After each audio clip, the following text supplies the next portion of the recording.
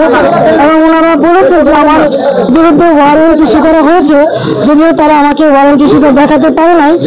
কিন্তু আমি আইনের প্রতি শ্রদ্ধাশীল হয়ে আমি তাদের সাথে যাচ্ছি। আমি আমি দুঃখ প্রকাশ করছি যে তারা রাত্রেবেলা এসেছে, আমি রাত্রেবেলা বেরোতে চাই নাই, তারা সারা রাত আমার এখানে ছিল প্রশাসনের লোকজন। এই জন্য আমি দুঃখ প্রকাশ করছি যে আমি ওনাদের কষ্ট দিয়েছি।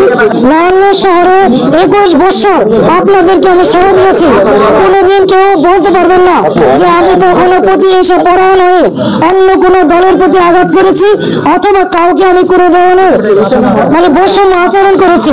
দলমতের ঊর্ধ্বে উঠে নিজের দলের ভিতরে থেকে তারপরে মানুষের কল্যাণে কাজ করার চেষ্টা করেছি।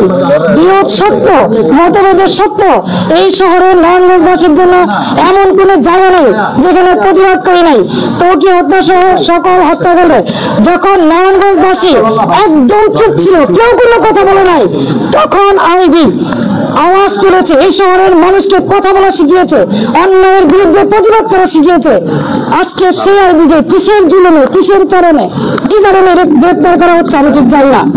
কিন্তু যেহেতু আমাকে গ্রেপ্তার করা হচ্ছে, আমি নারায়ণগঞ্জবাসীর কাছে একটা অনুরোধ করবো, আপনারা যেভাবে আমার পাশে ছিলেন, আমার পরিবারের পাশে ছিলেন, আমার পাশে থাকবেন। আপনারা সকলেই জানেন 1 মাস হয়নি আমার ছোট ভাই, অত্যন্ত আদরের ছোট ভাই মোহাম্মদ আলী রেজা লিটনকে আমরা হারিয়েছি।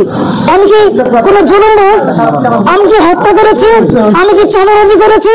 আমি কি নারায়ণগঞ্জ শহরে এমন কোনো রেকর্ড আমার আছে যে আমি কোনোদিন কোনো বিরোধী দলকে আঘাত করেছি? তাহলে কিসের জন্য, কি কারণে, কোন ষড়যন্ত্রের কারণে, কার স্বার্থে আমাকে অ্যারেস্ট করা হলো? আমিও প্রশাসনের কাছে জানতে চাই। বর্তমান যারা সরকার আছেন, সামনের কথা বলেছেন, বৈষম্যের বিরুদ্ধে আপনি আন্দোলন করেছেন, সরকার হটিয়ে নতুন সরকার এসেছেন, তাহলে কি এই বৈষম্য? তাহলে অনেক রাজনীতি সততার কিছু মূল্যায়ন? আমি তো বাড়িতে ছিলাম, আমি তো পালাইনি, তাহলে এইভাবে আমাকে রেসপেক্ট হলো কেন? সেই জবাব জনগণের কাছে চাই, জনগণের দিলে।